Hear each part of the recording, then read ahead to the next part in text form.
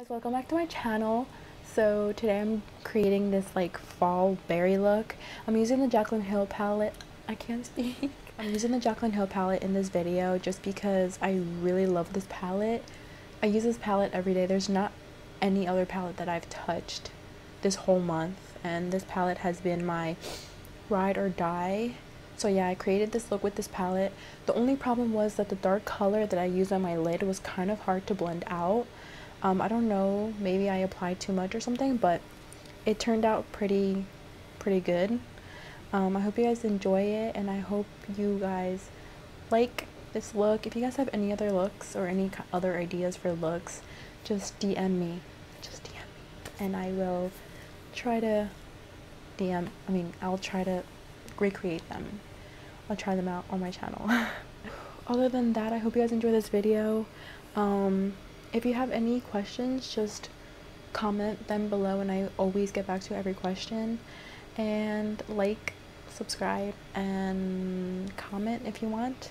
Okay, thank you for watching. Thank you. Bye.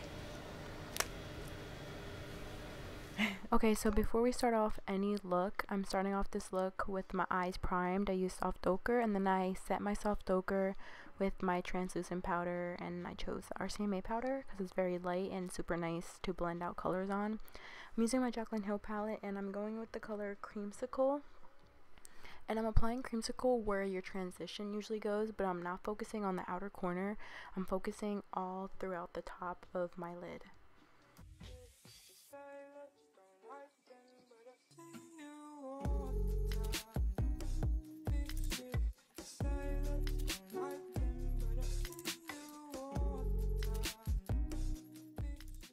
Okay, so after we did that to both lids, I'm using the color Pukey, which I did not know was in this palette. That's such a cool and cute name. And I'm using this right below that Creamsicle. I'm basically just darkening my transition color to make it look like a gradient. So any kind of browns that you want to use from this palette you can use, but I just chose to use these browns.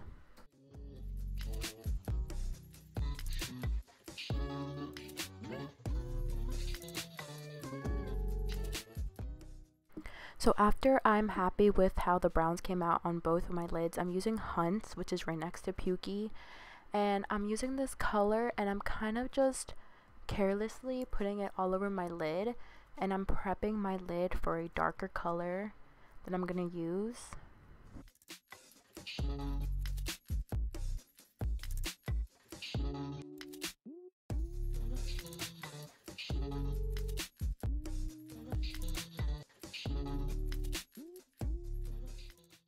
Alright, I'm using the color Jax. It's right under Hunts, and I really effed up, and I went into this eyeshadow picking up way too much product, and that was such a bad idea. I don't know why I did that. I usually don't do that. So a tip from me to you is to pick up this color very lightly and just build up as you go, because then it becomes super hard to blend out, and you'll see that in this clip. So start off lightly and then just build it up.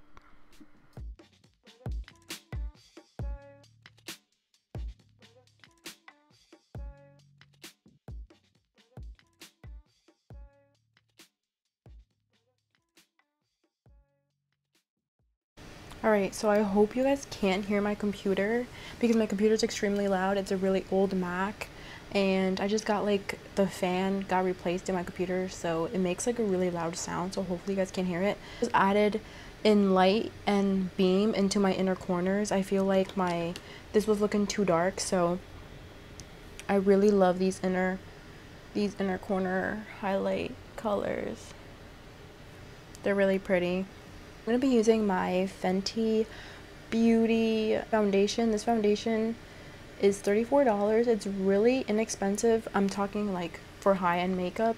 It's kind of it's not inexpensive, it's like affordable for high-end makeup, because usually foundations can go up to like $50 and $60. So yeah, I'm using my ring light and like a headlight, so hopefully you guys can see.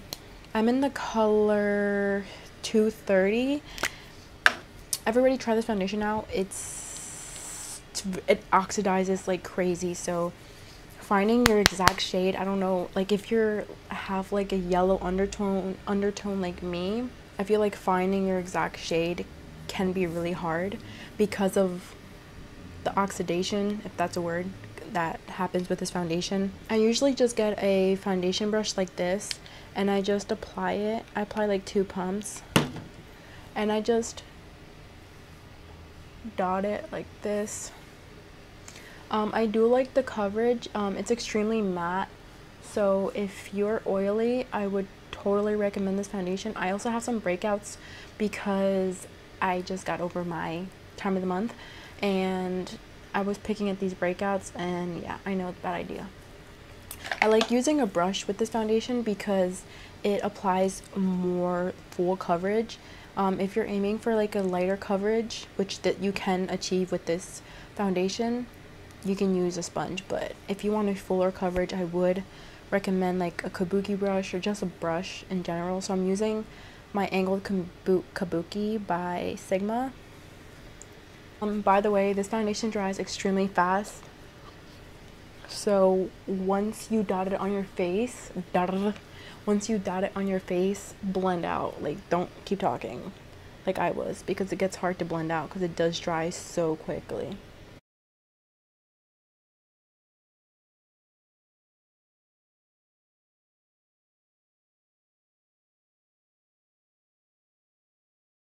This foundation can go for like a full coverage, like this can be full coverage if you want it to be. I may do like another, I have some left over on my brush. I may do like another pump, or like a small pump like that, and just apply on my cheeks.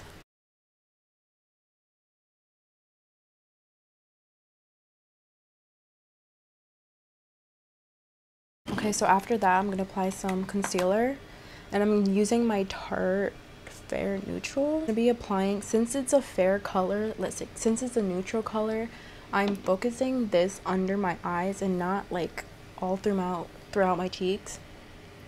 So I'm gonna go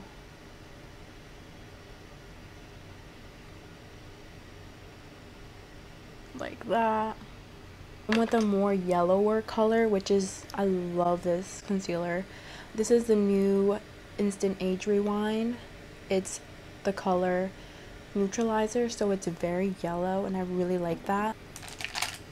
And I'm just gonna get any concealer brush and apply this like on my cheek area, like where you would do the triangle.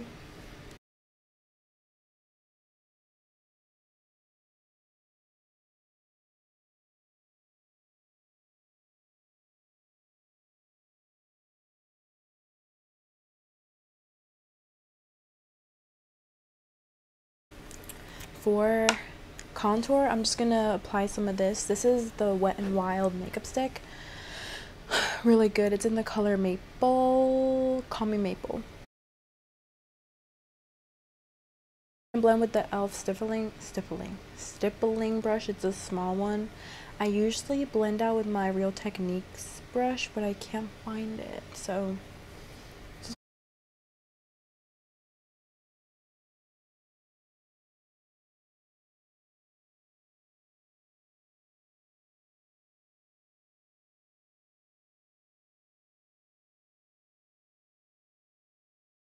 I'm just gonna apply this glue. So meanwhile, I'm gonna curl my lashes. I'm gonna just apply a little bit of mascara. This is the Benefit Roller Lash. I really like this mascara, but Benefit tests on animals. I really thought Benefit didn't, but they do. Mascara runs out, I'm not gonna use it anymore. A really good trick when you're applying like lower lash mascara is to like look really down and like apply it, like wiggle it at your root and then brush through your hairs. I just like it like that because I like the really clumpy lashes look. So yeah. Alright, so now that my underneath my eye is pretty much set, like I like to let the, like if I ever, like when I apply a concealer underneath my eyes, I like it to set, like let it set and then apply powder, because if you go right in after, like when the concealer is still wet and setting, it can look cakey. So been there, done that. So I take my little beauty blender and I take my RCMA powder. I literally just powder where the concealer is. Take my Sephora Pro small brush, and this brush is amazing for contour. It is literally amazing. I don't know what else to say about it, but it's amazing. I'm gonna take my Too Faced and put it on my brush, and then just go over my contour that I did with the Wet n Wild. I'm setting with the Fenty Beauty blotting powder. I really like this. It doesn't add any coverage, but it kind of sets the face and it doesn't look cakey. So I like this. I totally forgot, but I have this Maron blush palette. It's called Cheek Powder Palette 202. And these colors are really cute and really nice. I mean, they look fall to me, so I'm going to use a couple of them. I'm going to be using this color right here. I'm going to go with this Artist Couture highlighter. If you haven't tried these, I would totally recommend trying these. They are a little pricey. It's $26 for this little thing, but it lasts you a long time and you get a lot of product. I got the color Gold Digger.